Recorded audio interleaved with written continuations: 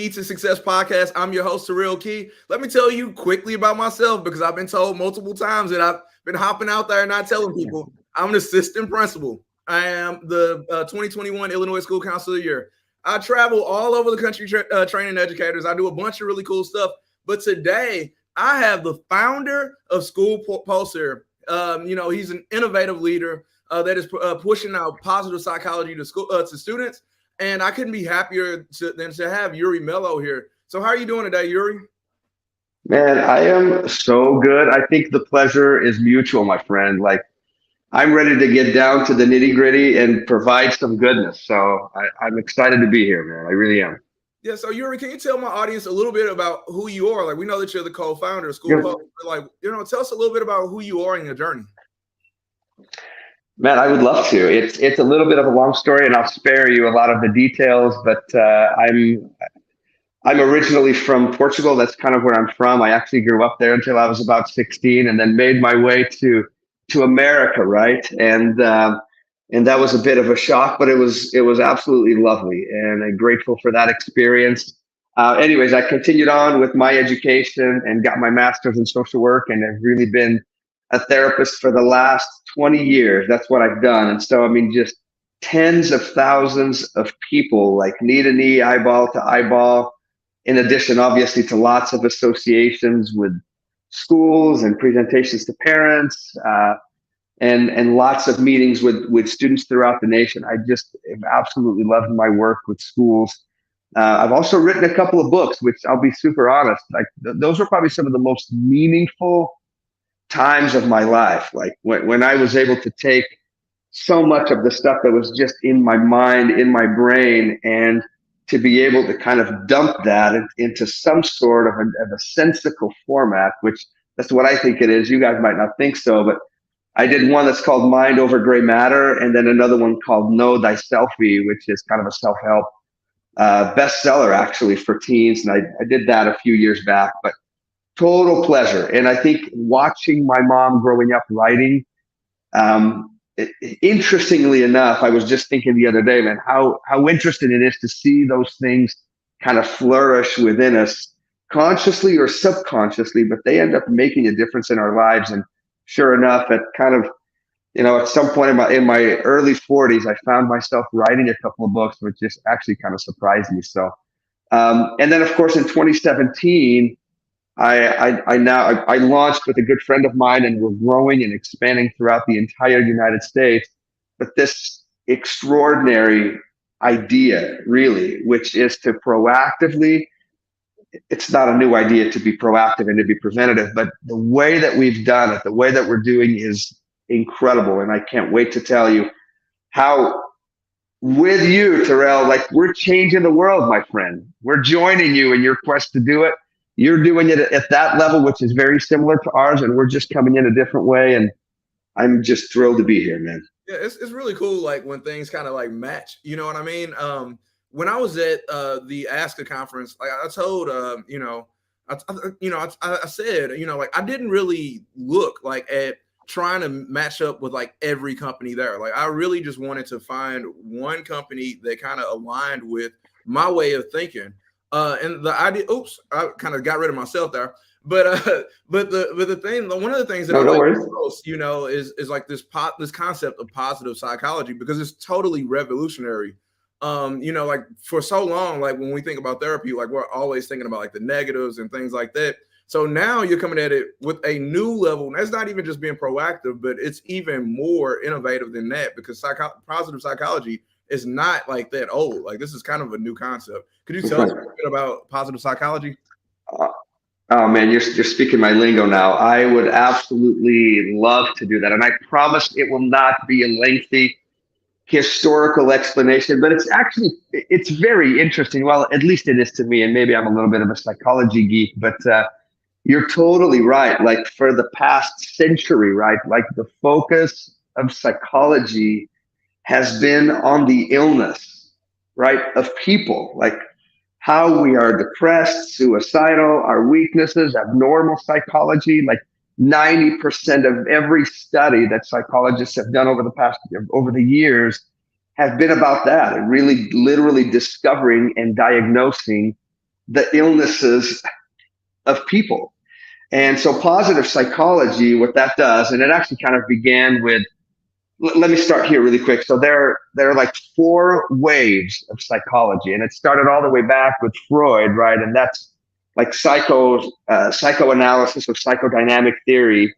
And that's what a lot of us in therapy call that's the medical model. And the medical model is very simple, which is when you break something, you go to the hospital and you fix it.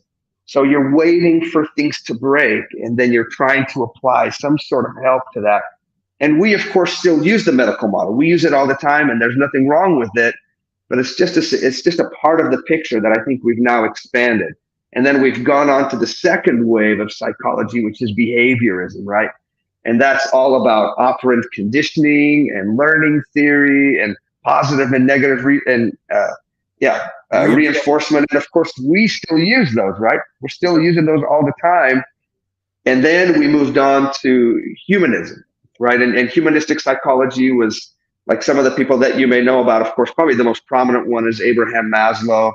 And all of you will recognize that, that the hierarchy of needs, right? With basic needs here and self-actualization at the top. That was really the beginning of humanistic psychology, where the focus wasn't just on the inadequacies and the illness and the craziness, our sexual drive, our aggressive drive, but it was really beginning to look at the potential of man and the fact that we were driven not just by our angry desires, but by self-actualization, by meaning, by purpose, by love, by compassion, by kindness, and all of these concepts. And so positive psychology has really grown from this humanist concept, where 90% of their research isn't about what is wrong with humans, but what is right. Mm-hmm. And then to ensure that there are strategies and skills that help to build those strengths, to build those factors that make us better humans, better individuals, more successful, to feel happier, instead of just focusing on those weaknesses. And so when I say we deliver the best positive psychology to students in the nation, that is exactly what we're attempting to do. We're attempting to give them the skills and the strategies that will increase their happiness, that will increase their ability to achieve in life, in school, in relationships. That's what we're delivering, and we do so in an interactive way, and we can maybe go into that later. But love positive psychology. No, you're totally fine, because I think like so often, like now, like just in society in general, like we're so fixated on problems or fixing people or things happening to people. But like the positive psychology model is based on creating agency within that person to actually go out and become, like a productive, a valuable member of society. Like that aligns like literally like the entire show, like my mindset, everything is totally in line with creating people or helping people to become more capable of doing things for themselves and going out and becoming better. And just trying. And I think like with positive psychology, instead of focusing on the issues and what's wrong with people, just literally pouring into some of the things that you can do, the resources you do have. I think it's just a totally different model for looking at psychology. Yeah. And I think you're right, Terrell. I think people actually instinctively know, right, that makes sense. But I think we have this tendency to go back into this rut of like, and these are totally necessary. Like I'm not going to say anything negative about suicide hotlines because they're necessary, right? I always describe hotlines and crisis lines as like they're fire extinguishers on the wall, and we want those. They're lifeguards, on the chairs, and we want those individuals. And there isn't a problem with those, but really we're just aiming at, the 7, 8, 10%, maybe 15, but of the individuals who are at that crisis level. And the shift that we've done is we've gone away from the crisis model, right? Where we're just providing crisis services, which we love. We're grateful they're there. But we've turned our focus towards let's help students, parents, staff, faculty, individuals to build the kind of protective factors in their lives so that they're not constantly at risk in a crisis. And so we reach out to 100% of the students to deliver them the types of skills that will create what in psychology we call kind of a happiness advantage, right? And that's actually a great book. If you and your listeners want a terrific read, that will, I think, provide a really nice shift for themselves individually, professionally, or with their students.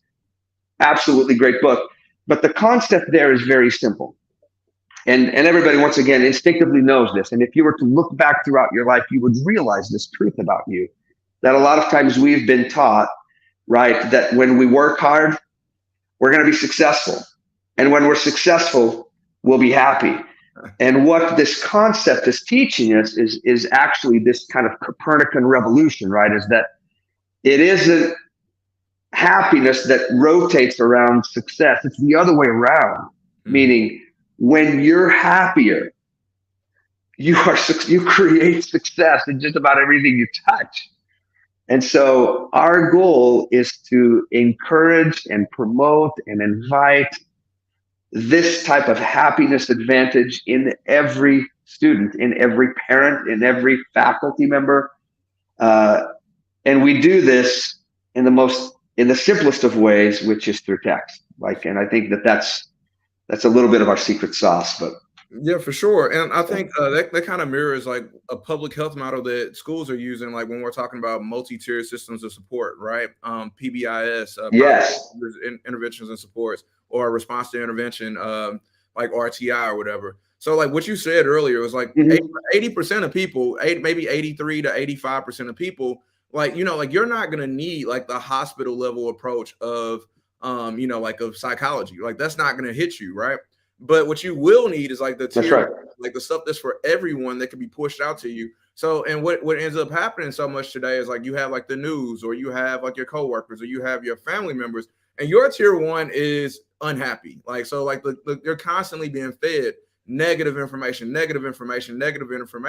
So now you're programming yourself to live a negative life. Like a lot of the things that you're seeing over and over and over again reinforce that. So now, like what you're kind of doing is taking like psychology, like, the positive psychology model, where we're going ahead of it, and we're gonna push some positive things into your timeline, into your phone, into like into your life, and I think that's just a really, really great way of approaching things.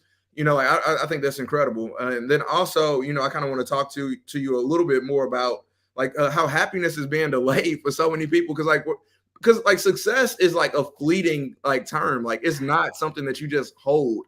You might have a successful day, like you might have a successful month, but like every day you might not feel successful. You could have $1 million, and so many people that are rich, like, like they don't know how to handle like not, like feeling whole, because we're literally attaching our own personal happiness to like an object or to an achievement. I mean, I could tell you right now, like, there's a lot of achievements that I've had, but like they're like they're behind me. Like just like on this thing, they're behind me. But the things that you focus on is like what you're trying to get to. So like if you're constantly focusing your happiness on something that you don't have, like you might have it for a moment, but you'll never really have it. You know what I mean? And last thing, before I come back to you, is I know some people that are extremely poor that are happier than some people that are rich. And I mean, like their happiness is just different, like, 'cause it's not attached to anything. So just want to hear what your thoughts are. No, I love that. I feel like that certainly resonates. I think to me, it just feels correct, right? It feels right. And I think in part, that is exactly what we're talking about, right? Life is completely full of fleeting things, right? And so, and I'm sure that this is something that you preach, brother. I mean, to everyone that you see and to everyone that you interact, but our ability to create some mental, emotional, and physical, really, I suppose, in some way, because I'm getting old now, but some flexibility, right? Our ability to adapt, which is so intrinsic to humankind, right? But sometimes, man, we are just like rigid people, rigid individuals. And when things don't go the way that we want to, we have such a difficult time shifting our mental gears, and we end up stuck or angry or bitter or upset or sad or depressed. And so what we're attempting to instill, right, is this incredible flexibility, right? The emotional endurance, the psychological know-how to deal with, I suppose, success, to deal with struggle, to deal with relationships. In fact, that's something that I mean, whenever I do like lots of assemblies at schools that are just fun, like but that's something that I usually start with, and I'll usually just say, look, like your psychology is everything. Like the way you interpret the world around you, the way you see yourself, the way you see others is everything, because that is the lens. Like that is the lens by which we analyze the world around us. And whether we're successful or in a situation that's tremendously hard, like our perspective is ultimately what gives meaning, what shapes what that experience means.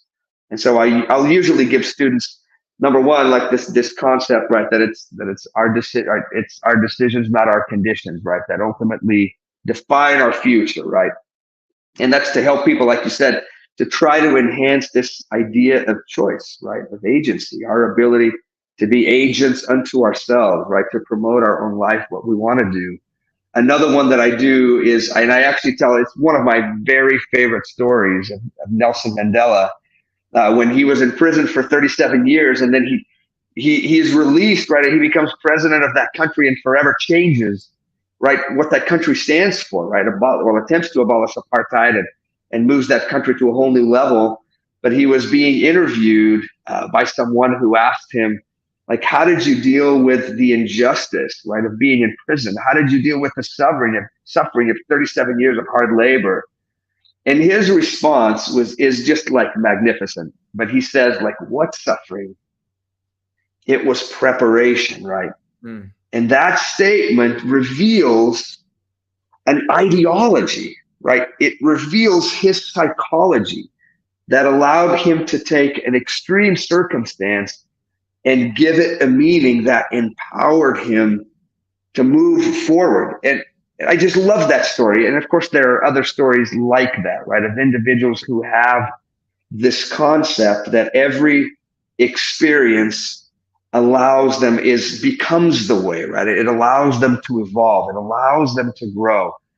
And spiritually speaking, I've heard some people even say that it's every experience can be consecrated for their good. Consecrated meaning it is that something that's even challenging can become holy inside of them. And I've always loved that concept. And I think that Nelson Mandela experience is just so beautifully, it just beautifully reveals this ideology that he has about life. Anyways, I've always been captivated by those. You're totally fine. You're totally fine. I just wanted to let you know I was here with you. Also, just gonna share something really quickly. So let's see if this works. So, like when you were talking about the hierarchy, like this isn't like the classic one, but this is just a brief, like just something that you could kind of see really quickly, like what we're talking about. And one of the things, like when we're talking about positive psychology, or even just psychology in general, right? Like we have like self-actualization at the top, but you might not always live there. And I think that's one of the things that people like, misunderstand about Maslow, like because any one of these ladders, like these little like these little steps on the ladder or whatever, any one of those could be removed. And like that's why, like, some people, like when we're talking about Nelson Mandela, like he might not have needed as strong of a step for some of these things. So like it's really like all in your perception about what's going on around you. I mean, like there are people that are in prison that are extremely, I mean, it's just all kinds of situations like where we could actually change the way that we look at the world if we decide to actually do it. But for so many people, and just looking at the country, there's just so many people that are unhappy. I don't know. Why do you think that is? Why do we struggle with this? Oh man, wow, what a that is a terrific question. Why are people unhappy? I'll give you a couple of ideas, and these are just thoughts. I mean, man, I'm happy you asked that, but I think number one, I think is we're bombarded with negativity. Like, man, I mean, if there's something we're addicted to is just negative things, man. Whether it's the news, whether it's music or other things, and of course, like, I mean, we try to infuse our life with positivity, but those little things just impact us. They really do. And so, I mean, that would be one thing that, and this is something that, I mean, we're proud of doing with our platform, right? Is we're literally nudging this like constant stream of positivity, optimism, hopefulness, and of course, skills to students. And we do it in a way that doesn't stop. But to answer your question, I think that may be it. I think perhaps our psychology is incorrect. I think our perception of happiness is still housed in that kind of, in that medical, in that problem model of, you know, how do we take care of people who are ill versus really spending time educating people on how to be happy. Because we can treat anxiety, like we can treat depression. I've been doing it for 20 years. Like we can teach people skills to manage their bipolar disorder. Like we can teach people, you know, how to stop arguing, how to argue better. But what we're really attempting to focus, and hopefully, I mean, we're making this shift and we're attempting to help people do it, is to shift not just from how do we treat illness, but how do we build goodness? Like, how do we instill compassion in people? Like, how do we help people to be more forgiving instead of just canceling each other out? And honestly, it drives me crazy. It doesn't drive me crazy. I shouldn't say it that way, but it makes me feel sad. It makes me sad because I almost feel like there is a part of the world and the community, and even without the United States, where like it's difficult to even speak about things. Because if you say one way or another, man, you're just going to be ridiculed. And it's unsafe, right? It feels unsafe. And it hurts me because I feel, you know, what happens in a relationship, right? Whether it's a marriage, whether it's a friendship, whether it's your boss, and you don't feel safe to communicate or express, like that relationship is literally damned at that point. Like we just can't progress because the place where you are just isn't safe. And I think, unfortunately, like the national discourse has just become damned because whether you're here or whether you're there, like you're just met with ridicule and harshness. And so we have very loud people on either side, and then probably the majority that sit in the middle, but it's not safe for them to even talk, because if I agree with this, man, I'm going to be hated and demolished by this side. And so being in the middle, it hurts me. Yeah. Like you could be canceled for being in the middle, you know. That's true. Seriously. That's totally true. Really difficult. I mean, and you know, just kind of getting back to like society and our programming, it's just like the same thing with everything, whether it's like eating vegetables or listening to positive news. Like a lot of people say they want to hear positive news, but if it was on, no one would even watch it. I just don't understand why we crave negativity like we crave pizza. What is it? I mean, I may have a little bit of an answer to that. And I think even in positive psychology, we talk about this, right? Which is, it's our brains. Our brains are survivalistic, right? I mean, your brain's job, right, is to literally protect this organism, right? And this is something that I talk about, whether it's in relationships or even in positive psychology for yourself, is we always, one of the things that we need to do is we have to change the ratios in our life, right? Which what that means is we have to make sure that our life has positive ratios, meaning 5 positive things to every 1 negative. And in relationships, this is, I mean, some people will call that the magic number, which is either 3 to 1 or 5 to 1, which just basically states that for your relationships to be healthy, they have to have a 5 to 1 ratio. That means 5 positive interactions for every 1 negative. Why does it have to be this way? Well, it's because our brain is naturally attuned to holding on to the negative because it wants to protect that organism, which is us.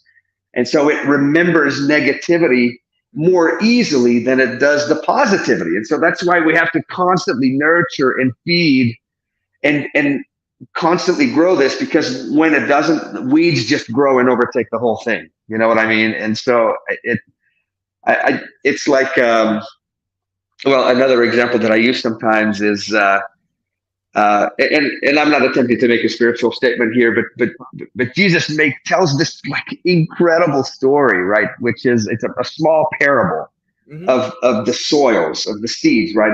And it just tells the story about this man who goes out and he's throwing seeds right throughout, and some fall on the path, and some fall among weeds, and some fall on rocky ground, and some fall on good ground, right? And the seeds that fall on the path, like the birds come eat them up. The seeds that fall on the rocky ground, they bloom, but the ground is so shallow, it's so hard that those seeds just burn up. And then the seeds that fall amongst the weeds, right? They grow, but the weeds choke them out. And then of course the seeds that fall on the good ground, like they grow, right? And they give fruit, times 100, times 50. And what that story is really about is about the state of our hearts, right? That's what that is what's your heart like? Like, is it soft? Is it broken? Is it willing? Is it teachable? Or are we just like hard, right? And nothing comes in. And if it doesn't match our worldview, like we just cast it out. We're moving it out. And so I love that concept of just teaching people, right, to move towards humility, right, to move towards being teachable, to move towards being soft-hearted, instead of so aggressive towards the world around them. And then I think you really can live a life at peace, and you can find even those people who can be really challenging to love, and we can love them because we can see them from a perspective of like they're unwell, or they're hurt, or their own story makes their living really challenging, instead of just viewing people in such a harsh manner, in such a judgmental and condemning way, which makes life a harsh place. Yeah. Like it's a threatening place. And when you talked about like falling amongst the weeds, I think sometimes people don't even realize that they're weeds, like some of the weeds become flowers, you know what I mean? But they just don't know how.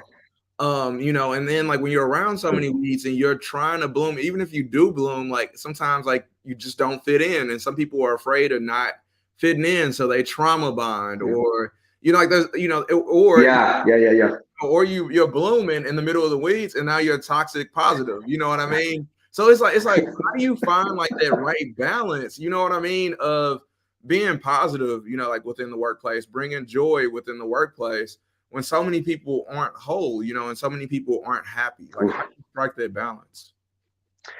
Actually one piece of data and research there that, as I've read, and especially like even in positive psychology, and this is no surprise to you, Terrell, but like the greatest predictor of long-term happiness is relationships, like across the line, across all variables. Like the greatest predictor that we will be long-term happiness is the relationships that we surround ourselves with, right? And yes, we don't choose all of those, right? Whether it's at work or in other situations, like sometimes we're thrown into situations that are incredibly challenging. But despite those that sometimes are not chosen by us, man, we need to seriously like invest. And I'm not talking about this as like some cruel joke, meaning like, well, that's only for people who are social like you, Iuri, or who are gregarious, or who don't have to deal with social anxiety. And I respect all those individuals, and my heart goes out to anyone who has those individual struggles. But what I'm here to tell you is this: like, I know what the data says, I know what the research says, and regardless of your own style, personality, proclivity, tendencies, what I'm telling you is this: you need to find a way to consistently and over time throughout your life to find a way to invest and nurture and devote a significant amount of time and resources to developing relationships, because those relationships not only will create and instigate happiness inside of you, but they'll literally help you to live longer. And some of you may not want to live longer, but for those of you who do, like literally your physical health can be improved by the people, like just having those healthy relationships. And it's kind of amazing that like things are connected in that sense, right? That our mental connects to our physical, connects to our biological, connects to our spiritual, connects to our relational. And it's just totally true. Like it's totally systemic. And so when we raise one, right? The others have a tendency to rise. There's that great quote. I don't even know who said it, but like a rising tide raises all the ships, right? Mm-hmm. And so sometimes whenever I'm working with people, I usually just tell them, look, like, let's just begin somewhere. Let's begin somewhere. Let's raise here. Like, I know you want to raise everything, but sometimes that becomes so overwhelming that we never even begin, right? It's almost like somebody whose room is a complete mess and they're thinking to myself, oh my gosh, I got to go clean my entire room. And what I would just tell them is, man, like, just why don't you set a timer for 15 minutes and do it for 15 minutes, or clean a corner or a quarter of that, or begin here. And then that motivation can kick in, and biology can actually assist you in getting things clean. But we often have such a tendency, like we want to get to that perfectionistic place, and we just never even get started because it's so overwhelming, right? So, anyways, I know I'm bouncing all No, no, no, over the place, no, Terrell. no, no, no, no, because I'm literally jotting down notes because there's a lot of things that I want to talk about within this. So no, we're totally good. We actually have a question that's going to actually ties directly into, like where I was kind of going. So I find that especially in the social Beautiful. media age, people might have more relationships, but necessarily deeper relationships. Advice for deepening the bonds of those relationships. Some tips. Ooh, that what a terrific question. I think you're right. I think especially within me and geez, I mean, I could talk about I mean, my own kids here. I mean, like I mean, I had a kid that we kind of talked about. They wanted to be, they wanted to be on Snapchat, and I mean, and they were old enough, and I said, hey, like, why don't we do this little social experiment and let's see how that works for you, right? And then we were kind of helping and monitoring a little bit and assisting him with that. And sure enough, right? I mean, there were hundreds of notifications in there, and but no real relationships. And I'm not trying to say that that's true for everyone, right? I mean, I'm on Facebook, and I maintain some of my long distant relationships with friends and even with family back in Portugal through Facebook and other really remarkable tools. But it's totally true, and part of that has to do with the comfort that comes from those connections that are happening in a social set or in social media that almost deceives the brain a little bit, as if something meaningful, well, let me be cautious here. Something meaningful can be happening, but a lot of times it isn't happening. Like, they're just connections.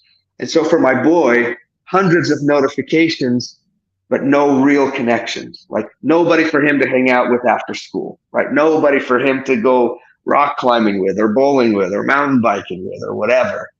And so some tips there, I mean, I would just throw out as a general, just realize that there is a tremendous amount of comfort, and brain will always follow comfort. It goes away from pain and goes towards comfort. And so just realize that your brain will continually direct you towards something that's more comfortable, but that may not be intelligent or effective. And so this is where some of your own personal awareness hopefully can kick in and kind of check yourself a little bit. Like, is this actually enhancing my physical social network and interactions? And if it is, then I would say find a balance and you can include that in it. But if it isn't, then you've almost become caught up in a little bit of a trap where your brain has become deceived, almost like in a dream, right? Mm-hmm. Meaning, when you're asleep, you may feel like you're falling or you're flying or, whatever, right? You're in a fight or some sexual thing and nothing is occurring, right? But inside your brain, something is occurring, and it's so convincing that your whole body experiences it as if it was actually occurring. And the brain doesn't just do this, by the way, when it's asleep. It does it when we're awake too. And it does it powerfully. I mean, even for people who are anxious, right? The brain can be so convincing that something is going to turn out bad or horrible that even when it isn't happening, the body will viscerally experience panic, anxiety to something that's not even present. And that's just how powerful the brain is. But we can utilize that, right? We can recognize that that's just brain chatter, that just because your brain thinks or feels something doesn't mean it's truth. Right. And so it's tricky. I mean, there's a lot to what I'm saying, but that would be my suggestion is always check the outcomes with your social media. Like, is this really promoting a physical network? Is it really creating that for me? And if it isn't, then it it can be fun and entertaining and comfortable, but in the end, not very helpful, not very intelligent. And we want to strive towards being intelligent for sure. Right. And I think social media is also addictive in the way that, say, like eating chips or eating candy is like, it provides like that quick dopamine hit, right? So like a lot of Yes. people, like they see other people, they're living this great life and they're getting more likes, more comments than they are, and their life is happier. So now it leads to comparison. And like there's a saying, comparison is the thief of joy. So now you're looking at this person Yes. getting more dopamine, they're getting more chips, they're getting more cookies than I am. How come I'm not getting more cookies? How come I'm not, and it's like repetitive every single day. So you're watching people on vacations, you're watching people, and some people might even only took one vacation a year, and they might post pictures later on throughout the year. And you're thinking that they have all of this money and they have all of this joy. It's not even real. It's not the reality of things. So you start comparing your life. It's like my life is not that great. Like you start because you're not looking at all the things that you have already around you, and if you want to improve your life, it's a gradual thing. Like, but you are probably more than likely you already have a lot of things that are so important around you that many people don't have. But you're not looking at the people that have less than you. You're not going to the pages of the person with 1 follower, you know what I mean, or 20 followers. You're not going there. You're looking at the person with 100,000 followers, and you're not realizing that they're giving up something in order to get there. Like you have to give to receive. So I think it's just curious how we look at social media and like and attention and things like that. Yeah, that's powerful, Terrell. I think you hit it. At least it feels right. It feels correct. I was proud of my boy. Like, I mean, he kind of had. I mean, it was a little bit of a social experiment, right? Like, let's see what this does, right? All of his buddies were on it. Everybody was like, "Hey, Dad, I think this is going to help. This is great." And I'm happy for me. Like, I mean, as a dad, I'm happy that it isn't part of his life right now. Like, Mm-hmm. he's kind of gotten rid of it, and I feel like, man, like at 16, that's like a pretty good decision to make, because ultimately with a little bit of assistance, I have to say, Mm-hmm. but he kind of came to this realization that, man, like this, it's really fun, man. It's incredibly, and I don't even want to just throw out, the word addicting. But it is. It's very alluring. It's very enticing. It's intensely attractive, and so I can see why people's brains continually turn to that, and that's where we need this kind of presence of mind, right, and a little bit of insight, which for teens, right, that's one of those areas that's developing, right. I mean, as you and I get older, Terrell, like our ability to look into ourselves, to hear our thinking, to see and feel our thoughts and our feelings is increased. Like we get better at it. But with teens, that's still one of those things that's developing, right? Is their ability to actually develop this insightful mechanism where they can kind of see what's occurring and they begin to evaluate it. And so that's why a lot of times I think kids they just get caught up. I mean, in a battle that they almost can't quite win. It's challenging to win because everything about their biology is like, man, you got to do this, and the willpower to not do it is really challenging. So, anyways, And I it's love not, the question. Yeah. not even just kids though, like to me, because it's also adults. So like Oh yeah. like we have a lot of problems in schools. Teachers are underpaid. Like teachers should be paid more. Like there's a Yeah. lot of different things that we could do with policies and stuff like that to make things better in schools. But like overall, like I mean, it's not as bad of a place as people portray it to be. Like it's not as bad of a profession, or like like people were like constantly on the news talking about discipline and things like that. But last year, like when I looked at our data, 83% of our kids didn't have one referral. 83% didn't even have one referral. Awesome. So, but when I'm in the office and I'm constantly seeing it every day and we're focusing on it and we're hearing it on the news, we're hearing it on TV, like everywhere, like it literally starts to, it's interesting to me, like how, and now like we're heading into this great resignation and we're losing teachers. I agree. Like we should pay more. We should create better policies and things like that. We should reimagine it. but it's still a worthy profession, and we're still making a difference every single day in the lives of children. And I just think that it's important, like, that we somehow like start feeding ourselves with some of this positive information, because it's not totally bad. Like, there are some things that are bad, but it's not totally bad. And every profession is going to have some negative aspects to it. So. One of the things that with SchoolPulse, I mean, when we send out texts to students throughout the nation, like Monday, Wednesday, Friday, and then we have a live team that interacts with students. But one of the things that we do every Wednesday is we just do these very brief and simple check-ins with students, right? We ask them how they're doing, from really sad to really happy, from nervous to confident, right? We kind of ask them about like their friendships. We ask them about the climate in the school and things like that. But one of the things that I always show whenever I kind of do a presentation about what we do with SchoolPulse is every school kind of has this little dashboard, right, that shows the pulse of the school, right, how students are doing.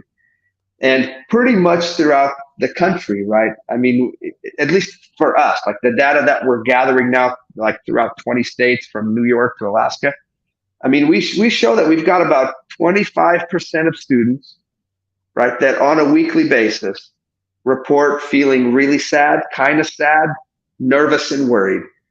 But then overwhelmingly, 65 to 70% of the student body reports feeling really happy, confident, calm, kind of happy.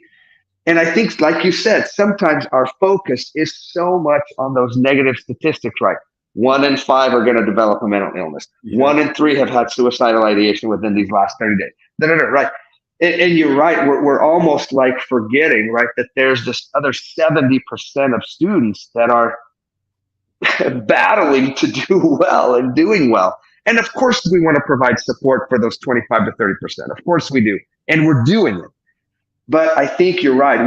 We've become so enamored with the negative, right? With those statistics that we just regurgitate over and over and over again. And we do that for good reasons, because we're trying to enlist help, right? We're trying to enlist resources, and that's positive. But I think that that's one of the things that I constantly surprise people with, which is like 60 to 70% of the interactions that we're having with students throughout the nation are with students who are doing well. Yeah, and we want to build that. We want to expand the good. That's what we do. And my thing is, like, like, just like you were saying, like, it's like the 1 in 3 or 1 in 4, like, the 1 in 5, like, and I get it, like, we do need like supports, like, for those, sure, like you were saying, but absolutely, like, we never talk about like what number is a good number then. Like, we never, it's never like a goal, like an objective. It's a good point. You know what I mean? Like, what is the objective, like, for happiness in this world? Like, what is a good percentage of people that's happy? What's like, we never ever talk about that. Like, what is our exit strategy? Because I mean, it reminds me of, like, it's funny, like, Kobe was in special forces and stuff, but I watched like something, and it was talking about like one of the hardest things they did, like, I think it's in Buds or whatever, for the Navy SEALs, is they made people go on a run and didn't tell them how far they had to go. So people lost hope. Like, so we're chasing something, and we don't have an end goal. Like, there's no way to know, like, what are we chasing? Where's the goal line? Like, where do we get the touchdown at? You know what I mean? Like, where is that? I'm gonna have to write that down, Terrell. That's good stuff right there, man. You know what I mean? That's a great question. That's a great question. It's causing people to lose hope because we don't even know if we're doing a good job. Like, if I told you, like, you just give up like some arbitrary number, like, like if you say, 1 in 5, like, people like are sad or whatever, but like, you got an 80%, that's a B. Like, is that good? Is that not good?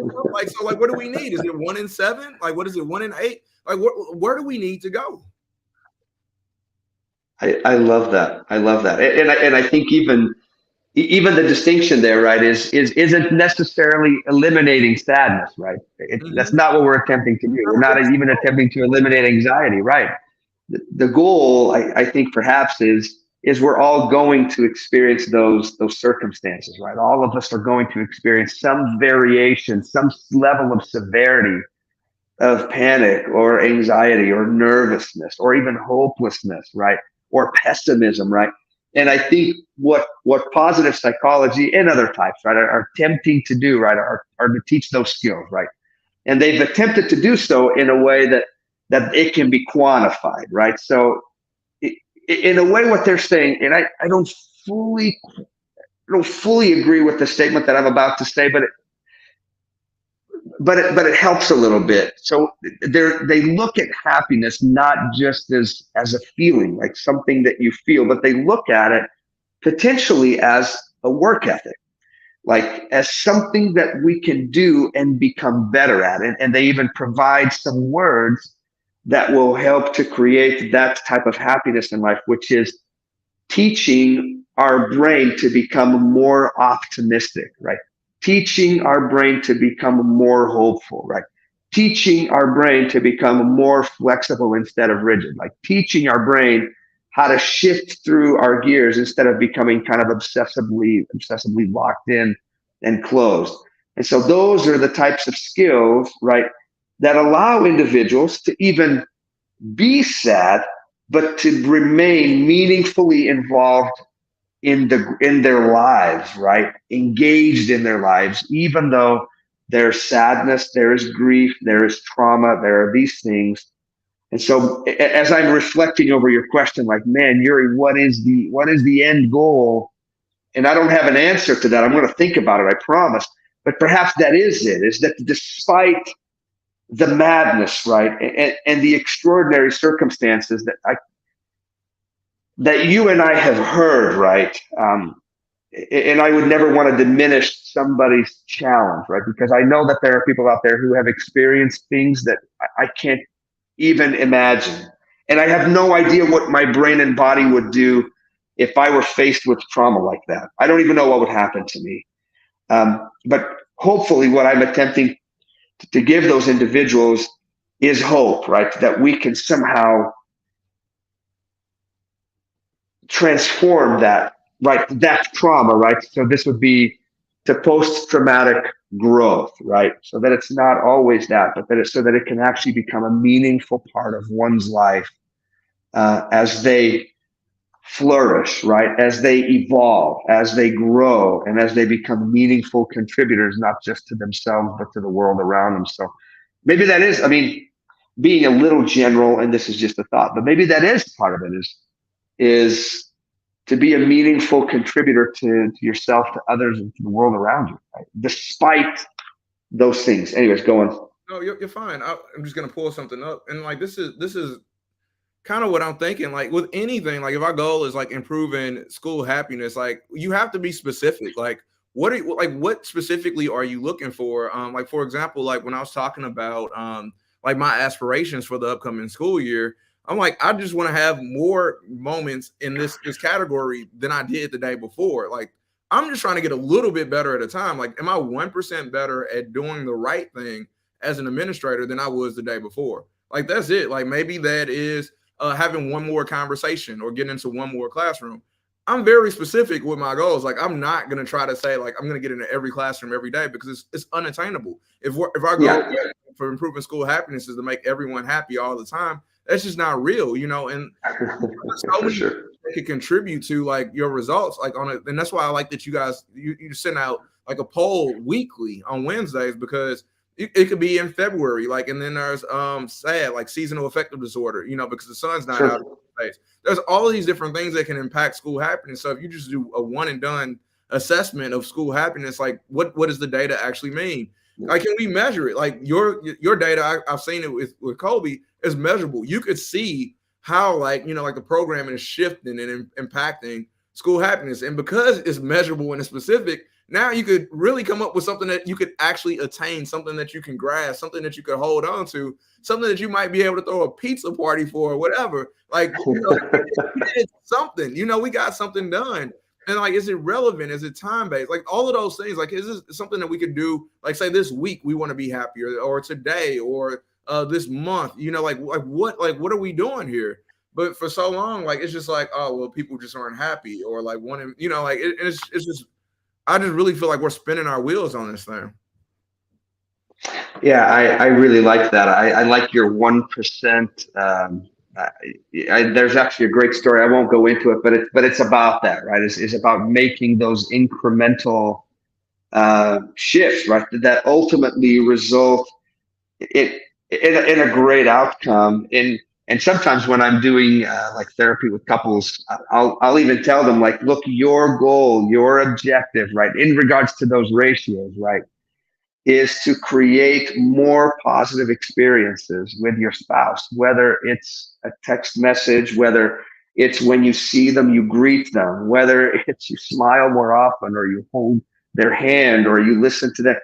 So just think it's your job, not just in interpersonal relationships, but with yourself. Think of it like that. Your job is to create more experiences in your life that encourage feeling better. Like, and we've talked about that. Not every feeling better is productive or intelligent, but that create positive feelings in your life. Martin Seligman, who was one of the individuals who was really the proponent or the founder of this kind of positive psychology movement. He gave individuals kind of five things. So he's tested and researched people from all over the globe. Like, I mean, the numbers are now in the hundreds of thousands. And he's kind of put it down to five things for those who have the highest level of wellness, of well-being. That's kind of what he doesn't call it happiness. He calls it wellness and well-being. And they have five things. And he gives it a little acronym, which is PERMA, PERMA. And so that acronym stands for P is positive feelings, right? And this is going to sound a little like no duh here, but positive feelings just means add more things in your life that create positive feelings. Like, for me, it's taking a 20-minute break to go to the gym over here and do a little rock climbing, or to go on a 15-minute walk outside and time it on my watch because I'm doing this little competition with my wife. Like, that somehow I got to walk more than her. Or I have like some green plants over here, and that just like reminds me of like some of my mom's craziness about plants. But there it is. Like, so positive, creating positive feelings and emotions in your life. What are some of the things that create positive feelings for you? And then sprinkle your life with that stuff. Number two is engagement, right? And engagement is all about you being engaged in things, specifically things that are meaningful. But he's found that people who have the highest level of emotional wellness are engaged to the point where they almost kind of lose themselves in something, whether it's playing an instrument or a sport or communicating or creating or painting or whatever it is, but be engaged in something. One of the things that I tell students at the beginning of every year is you need to stop being on the sidelines and get in the mix. Pick two things that your school provides and engage. Like, I don't care about your social anxiety. I'm lying. I really do care about it, but I still want you to take action and go become engaged. And then, of course, positive relationships we've talked about. Doing things that are meaningful, and then doing things that can help you to create a sense of achievement in your life. And I mean little things. We're not talking about like, I got to climb to the top of Everest. Like, that can happen, but it's going to take a long time. But creating little moments of achievement in your life. And so anyways, that's just to kind of give you a brief, but that's what you want to do. That's what we want to do, is we want to sprinkle our lives with these things. And let's do it deliberately too, which is key. Yeah, I think one of the things that we struggle with, I think, is just celebrating like the things that we've done in the past, or like taking a second to like reflect, like on some of the things that we've accomplished, or some of the dark times that we made it through. Because a lot of times, like, you could like take lessons, like from like some of the struggles, or like for me, like last year was like tough as a new assistant principal, so I literally feel so much more confident coming into this year because I spent a lot of time reflecting, on what happened and how I can improve and how I can get just a little bit better. So like, it's that way you can look at things, but also you could take like some happiness from some of your achievements, like what you accomplished as a result of your hard work and things like that. So I like the idea of sprinkling like those little, like those celebrations for little achievements throughout. Even, I mean, it could be like you got up on time, like, you didn't hit the snooze button, whatever it is, like you have to find moments of joy, moments to celebrate within your life. And I think that's exactly right. And I think what those individuals would say, positive psychology, is that we can, with a little time and effort, we can train our mind to scan for that. to scan for goodness, to scan for beauty, to scan for achievement, to scan for, instead of what our brain sometimes has a tendency to do, which is to scan for danger, right? To scan for what to be afraid of. And that's the redirection, right? Is we, in a sense, we're attempting to train students and people to scan for better things. Like, and that's where we look at optimism and hopefulness as skills that we can develop instead of just things that are arbitrarily in us or they're not. Well, I'm just not a hopeful person. I'm just not this. I'm just not that. I'm just not this. And we come up with these ideas and we literally write them in concrete. And I'm just like, man, like the one characteristic about us that defines us is our ability to be dynamic and changeable always. But man, do we ever just like, that's just who I am, man. I'm just not social. I'm just not this. I'm just not a good athlete. I just don't sing. I just don't. I'm a night person. I'm an early person. I'm just like, dude, just give yourself a break. Like, give yourself room to grow, man. And that's why I even tell my son, you know, like it's the power of not yet. You know what I mean? Like you might not be there. Yes. You know, like you know, like if you struggle. So like not last season, but the season before last, he struck out a bunch of times. But guess what we did? We practiced. And I told him, like, you know, like the people that hit the ball more consistently or the people that practice more. We practice more. He didn't strike out once all year. I mean, you know, and that's what ends up happening. Like you have to understand, like if you put the work in, if you focus on something, if you dedicate time to it, you can become that over time. Like, is he Barry Bonds yet? No. Like, is he Mark McGwire? No. But he can gradually, you know what I mean? Like with some steroids, maybe. That's definitely steroids. It's definitely steroids. But you know, but that was the best era for home runs. Oh, for sure. I mean, I'm gonna get sidetracked. But you know, it's just, I don't know, man. Like it's just the power of not yet. And I think it's important that we tell students, like, okay, you're not happy today. Or, you know, you haven't been happy so far, but what about tomorrow? Like, can we have a better day tomorrow? Can we have a better 5 minutes? Like what can we take? Like, what can we control? What can we grasp, you know? And then we also have a question, because I kind of been skipping this question for a while. What's the right age for to allow children on social media? It bleeds over into the school environment in a major way. And if adults are struggling, what about the developing minds? That's a great question, and I am going to be a little abstract there because obviously that's a decision that you'll make as a student. I don't have a definitive age for that.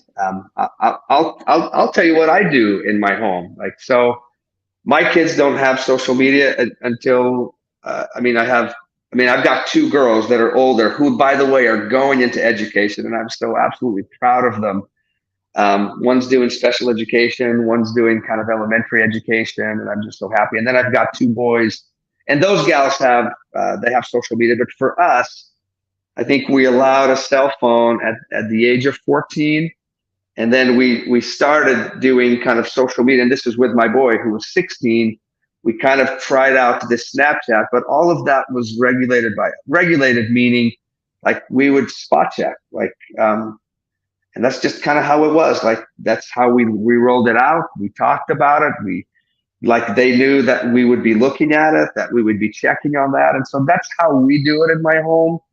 I have one of my business partners. He's just like, I think he's basically giving his daughter $1,000 if by the age of 18, like she hasn't had, like, I think it's either social media or something else, but like, he'll literally give her $1,000, like if she doesn't do it until 18, and then like she can do it if she wants. So I wish I had a real definitive age, but I will tell you that I think it does. I think it does have an impact. I'll tell you one quick experience. So this past summer, I did this kind of cool activity, and it was, I don't know how to describe it. It's kind of like we joined this big group, and we kind of like went out into the wilderness, and we camped, and we hiked, and we camped, and we hiked.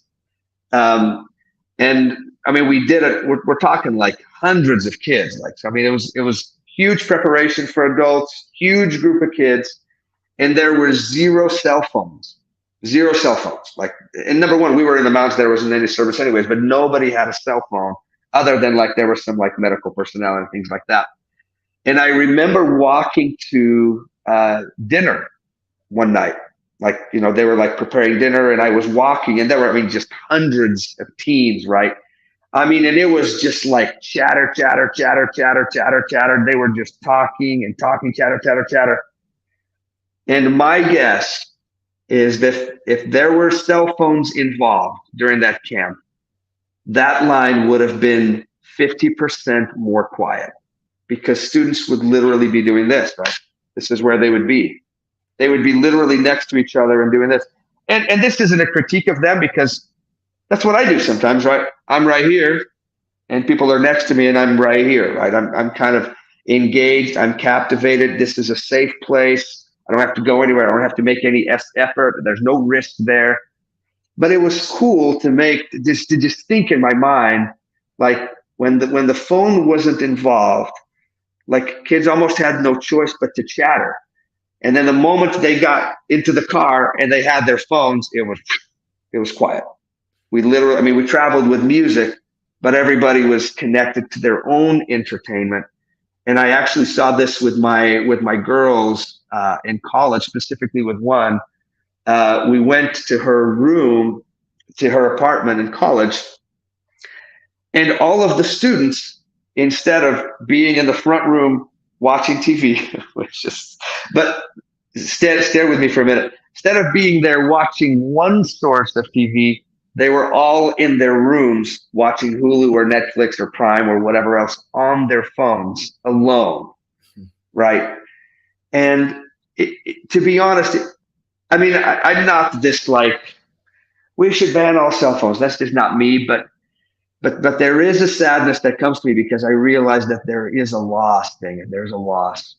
I Yeah. think that comes when we have such a close relationship with this thing that we miss out on others. Yeah, I think that there's just no balance. Like, there's tremendous power Yeah. in social media. I mean, I'm realizing it right now with Twitter. To be Yeah. honest, I've been the person that avoided Twitter like the plague for like the last around. Like, literally, I just would not do it. Like, would not engage in it. But like now, I'm realizing that I could reach out to so many different professionals and things like that. But it's but literally, like, Twitter for me is like building community, and also it's business. Yes. You know what I mean? Like, it's part business too. I just think that there's no balance though. Like, I remember, I hate to be like this old timer too, but like, in order to connect with people, like, I have to actually speak to them. Like, if you wanted to have a conversation with, the young lady or something like that, you literally have to speak to her. Like, you have to go in front of our friends and like, or maybe like all of those different skills, like, like just being able to do a presentation, or just to engage people and to communicate, to read body language. Like, there's all of these things that are missing, like when you're tweeting, or like, whatever. Like, this is just so much, like, because I think most of communication is body language. But how do you see that, like, when it's just messages, or Totally. if it's just your best reel? Like, you really can't see or get to understand or really get to know a person in a way that's deep, like when that's like your only mode of communication. Even with your family members, like you were talking about, like I remember like watching TV together, like, like we had to watch the same thing. Yeah, right. You know what I mean? And it was just a lot, there's a lot of value to me in it. And I'm not saying that what kids have today is invaluable, but that's just so much that could be gained from like that interconnectivity that happens when you talk to other people. I think that the word balance, I think, describes really perhaps what is missing, and what we could dedicate some time and attention to is to doing that. And so even back to that question, like when we, started allowing, like the cell phone, and one of the things that my wife and I did, even just creating a little bit of a contract with our kids, which really just meant like when your cousins are over, like, we're not on our phone. Like, when we're at the dinner table, we're not on our, like, we just don't even have it around. Like, so we kind of just created these things. And of course it changes a little bit here and there. But the idea was to attempt to do that. And then of course we created some screen time limits, like in part because we knew that's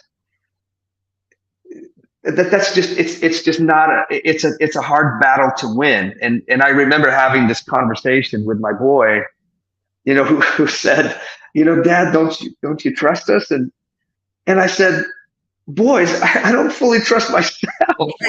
Right. Just being honest, like, on this thing, like, what are you talking about?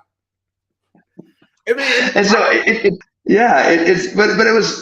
was important, I think for them to realize like, oh, like, okay, but, but it's to help them to understand like that there are some things that like that biologically we will just be driven to that are very hard to manage. And so it's a struggle for all of us. But I think you're absolutely right. Is if we can be brave enough to create some boundaries, some balance, some limits for ourselves, because when we don't, we will likely just turn towards that low resistance, entertaining, low risk. That's just where our brain will go because the other represents risk and a little bit of anxiety. And a lot of times our brain just wants to avoid that. So that's not for everybody. I'm being general. Yeah, for sure. And it's instant gratification too. Like there's no commercials a lot of times. Like it's just like nonstop, instant, like, gratification. Then if you don't like this app, you switch over to this app. And then like, and the thing is, so like when people talk about like the algorithm, like in YouTube or Twitter or Facebook, like the algorithm is designed to keep you there. So they're going to promote the things that pull you in and keep you there. Like that is the hustle behind all of this. And this is why they get so much money in like ads and all these other different things, because the design is to pull you in and keep you here and to keep feeding you things that you want all the time. There's no old lady commercials or anything like that. Like we used to have, like, and you couldn't skip it. You know what I mean? Like you just had to watch grandma, like, she's making cookies again. And like, and that's just part of it, back in the day, like, now it's like everything. And if it's a commercial, it's like a Transformers type commercial, you know what I mean? Like, or like the Budweiser commercials, like, every single thing is a level 10 commercial, or else you realize that people are not going to stay online. It's just that your level 10 comment is really good, right? Is people, phones. I mean, everything has become so good at almost creating an unmatched experience to the point that real life it can't match it, right? Like it just can't match the experience. Whether we're talking about pornography or whatever it is, like we just can't match that. Like there's no match there. And like I said, yeah, whether it's with TV or with other things, like there's these level 10s, and life is like it's like a level 6 or 7, right? Sometimes it's a level 10, but right. It's like I was going to say that it's like it's the same thing with like substances, right? Like whether it's like methamphetamines or cocaine or heroin, like those things can be, and obviously people can have like bad experiences, but that's like the amount of like things that are released in your brain, just like a natural circumstance can't make that happen. Like, and the drugs can just create an explosion of it, right? And so, and I think in some way, right, I mean, those things aren't cocaine or heroin or methamphetamines, but man, I think you're right. They're creating something that life can't match. Like it's literally an addiction, and like that's the parallel. And I mean, I think that people have also gotten so good at marketing, and if you remember, like the primary goal of marketing is to take a want and to create a need. Like so need their cell phone. Now, it's not. And they don't realize that it's really just a want. I want to check my phone. Now it's I need to check it. So if you take away a student's phone, like sometimes there's gonna be an explosion. Not for every student, but there'll be an explosion because you're taking away something that they feel like they need because they've been told and programmed and marketed to, like with tons of information that leads to them feeling like they absolutely need it. That's well said. I actually spend a lot of time with people. I always tell them, like, you need to be very cautious about what you say you need, like, because whatever you say you need, your brain will do whatever it takes to go get it. Mm-hmm. So be very cautious with what you actually say is a need. Like, I need to be respected. Really? Like, right. Be cautious with what you say. Like, and then another one, right, is the deserve, right? There are two words that I don't say in this life. It's the F word and the D word. I don't say fair and I don't say deserve. I've literally eliminated those two things from my vocabulary because that creates it's an erroneous representation of reality. Like, and ultimately, it may seem like a just semantics, right? Like, oh, like Iuri doesn't like saying those words. That's fine, but I don't want to possess a psychology that will cause me harm. Like, it literally cause me harm later. Yeah. And so, I love it. I love it, Terrell. That's so funny. So, like, you know, I'm a huge Jay-Z fan, man. And like, there's a Jay-Z line for literally everything. So Jay was talking, he had on one song, he's like, I was afraid to pray to God and say, I don't deserve this because I was afraid that he would say that I deserve less. You know what I mean? And like, and that's the thing. Like, man, like we always talk about what we deserve. What have you earned? You know, like what have you earned? Yes. In life? Have you earned like this life that you want? Have you thought about the sacrifices it takes to go on like some of these mega trips or to own this mega house? Like, people are literally giving up their souls a lot of times, like giving everything up, working 80, 90 hours a week. Are you willing to do that? Or if you want this like high like class husband or wife or whatever, like, are you willing to do the things that it takes in order to keep that person, like to entertain that person? Are you willing to do that? Or are you really a person that is actually more comfortable at a 6 every day instead of a 10? You know? Absolutely. That's well said. And in fact, when we have that discussion, I go down a very similar line, which is, number one, it's just not about deserve.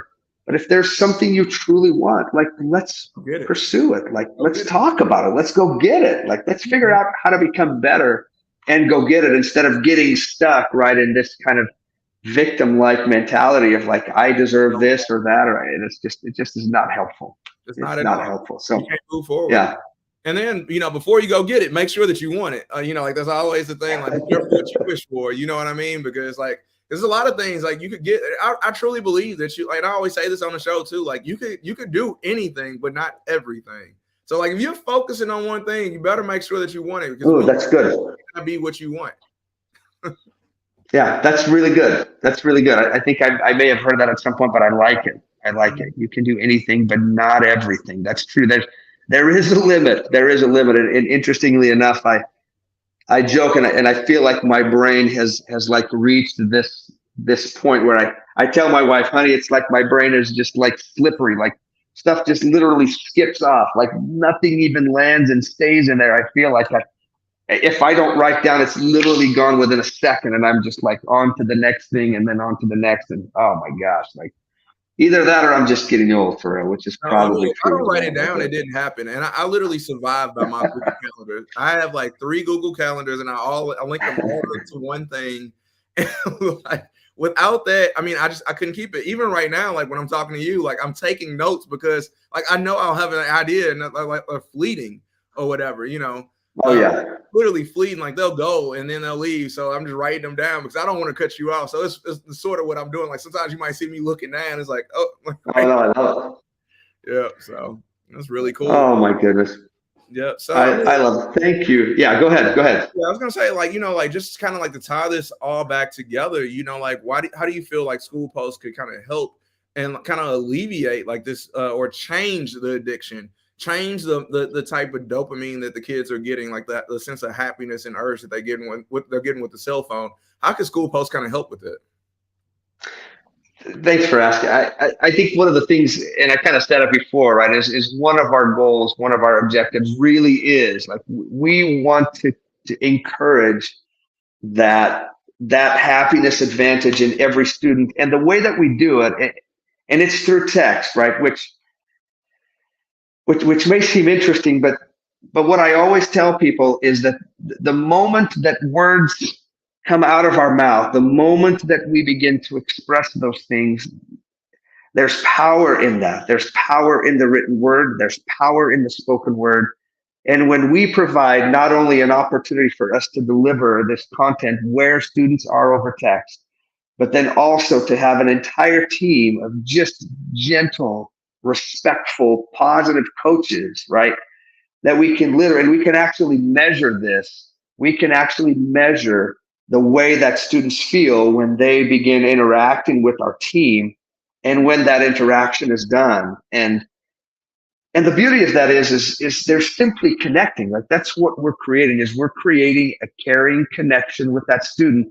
And we, of course, encourage them to connect outwards. We're not attempting to create some weird dependency here with us. Kids interact with us all the time, but our focus and encouragement is always, right? Let's help you build a network out there, because we already know, right, that is the definitive, like, goal for long-term happiness. So we definitely encourage and promote that. But it's that creating a place that's safe, that's non-threatening, that's gentle, that's kind. It just lifts people. But you know that because you've experienced that in your own life. And we literally provide that to students over text. Like that's what we do. So it's not just that proactive content that's going out where we're teaching students how to develop those positive psychology skills and strategies and that psychology, that thinking. But then we mix that up with real people, with real caring voices. And the outcomes that we get are awesome, which is students that are happier. And when students are happier, when dopamine is flowing in their brain and they feel better, they're not just feeling better, because dopamine doesn't just do that. Dopamine also engages and opens every learning center in your brain, which allows your students, your children, to learn better, to retain better, to be more flexible, to be more creative. And that's our goal. Our goal is to elevate their sentiment, which we know has those kind of behavioral changes and outcomes in the long run. So we just want to join schools, honestly. Like, we know schools aren't mental health hospitals. Like, that's not what they do. They're there to be incredible places of learning, right? And we just want to join that. We want to help your students to be happier, to feel supported, to feel connected, to feel like they have a place to chat and to be greeted with enthusiasm and kindness and positivity. And we know that when they are, their sentiment levels are higher and they feel better. And as a result, they will be better students and better individuals that day. So that's kind of what we do. That's how we promote it. And we absolutely love it, because every day over here, in all honesty, is literally a highlight reel of just interactions with students throughout the entire nation, all the way from everything that's going and that's doing well in their lives, and we're celebrating with them, all the way to students who are really struggling, like who are really challenged, whether it's their own situation at home or at school or with friends or with something that's biologically challenging for them. And we just provide goodness. Like that's what we want to do. That's what we want to do. So, for the listeners out there that are educators, or like maybe even for the parents, because you have a parent price too, which is like $50 per month, or or $49 per year. Yeah. Per year, sorry, yeah, per year, not per month. Sorry, per year. $49. Oh, you're good. $2 per month per student. If you do it like as a school, how can people learn more? Like, if you're a parent or if you're an educator, about getting more information about SchoolPulse. They can go to schoolpulse.org. Or even you can go to schoolpulse.com as well. It's the same. But you can also reach out to me. You can reach out to me individually. I'd love to chat with you. I talk to people all day long. But that would be a good way. You can go on that website. You can request a demo. There's a button there, and that'll put you directly in contact with me. You can email me directly at Iuri, which is IURI at schoolpulse.org. You can even text me if you want at 435-319-0347. Just text me. Let's have a conversation. And we're really here to provide the most and in a very affordable way. Yeah, so. And then if there's one lasting thing that you want to, like tell the audience, like, like if there's one thing, like, what would that be?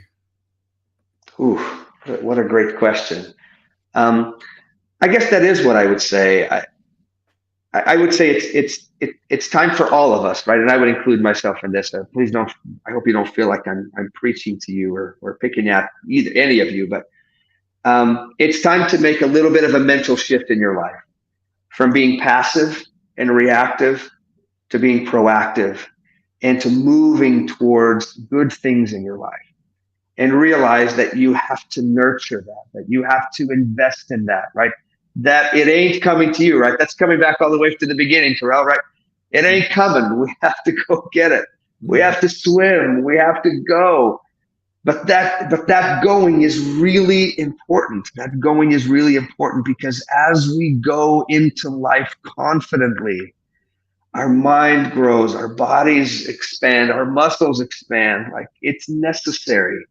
And we can't just get lulled to sleep by entertainment. Like it'll literally kill us. Like, and I mean, maybe I'm being a bit dramatic, but it'll just literally suck the life out of us. And so whether it's in your marriage, in your relationship, whether you're a teen, go get in the mix, go live deeply and suck out all the marrow of life. Like go do that and deliberately do it throughout your day. Don't just accidentally find yourself there, because that actually makes a difference too. Like the way you approach something deliberately or whether just accidentally actually increases or decreases kind of your happiness. So anyways, No, go be proactive. That's what I would say. That's awesome. You know, there's a lot of people I'm a fan of. Like Deion Sanders is one of them. Like someone said he happened to be somewhere. It's like, no, I don't happen to be anywhere. I'm intentionally everywhere that I'm at. Ooh, and like, I love that. That's the thing. You know what I mean? Like we have to be intentional about the places that we are, whether it's physically or mentally. Like we need to be very intentional. Like if you have like a goal, like for earnings, or if you have a goal for your job or a goal for your life or what you want it to be, go get it. Like be intentional. Go get it. Set a plan. Don't think about getting there in one day. Try to figure out the steps, the baby steps. What is the first step? What is the next step? And gradually build the life that you want to live. So money. Yeah. So geez, rack that. Send it. So Iuri, I cannot thank you enough for your time, for coming on the show today, man. Like we got to do this more often. We got to talk more. Dude, we can talk psychology anytime. Yeah, seriously, like I mean, I don't even want to wrap this show up, man. Like, but yeah, so I can't thank you enough. Everyone, go follow Iuri on his various platforms. Also, like, please go and check out SchoolPulse. It is a revolutionary idea for like in two different ways. Like you have the positive psychology side, which is not looking at students as broken or only focusing on the students that we would consider like needing help. Like we are, I mean, it is literally proactive. We're going out and trying to help all of the kids, giving them baseline programming that's going to help just pretty much anyone be happier, you know, in their own life. Now, there will be about 15% that need a little bit more, but that 80%, man, a lot of times we're overlooking them and only focusing on that 15%. We need to do a little bit better of a job, because I guarantee most of the people watching, you're in the 80%. So you probably need to change your life's algorithm too, and stop feeding yourself so much bad information too. So just make sure that you follow SchoolPulse, get to know more, reach out to Iuri, you know, and I can't thank like all of y'all, man, just for coming out, watching and sticking with us this entire time. So thank you so much for your time. Iuri, if you want, we can stick on and talk. And everyone else, peace. Peace out, my friend.